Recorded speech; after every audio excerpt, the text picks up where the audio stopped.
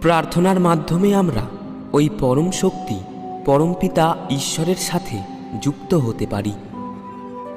যেমনভাবে খাবার আমাদের শরীরের জন্য গুরুত্বপূর্ণ, তেমনি প্রার্থনাও আমাদের মন আর আত্মার জন্য গুরুত্বপূর্ণ।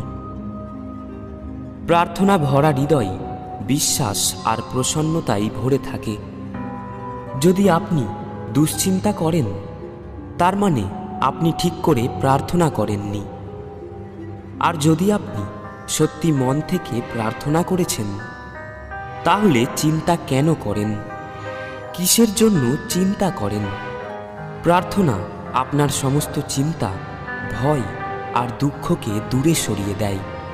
যে হৃদয় থেকে প্রার্থনা বেরোয় না, সেই হৃদয়ে কখনো প্রসন্নতা, বিশ্বাস আর নিশ্চিন্ততা আসতেই পারে না।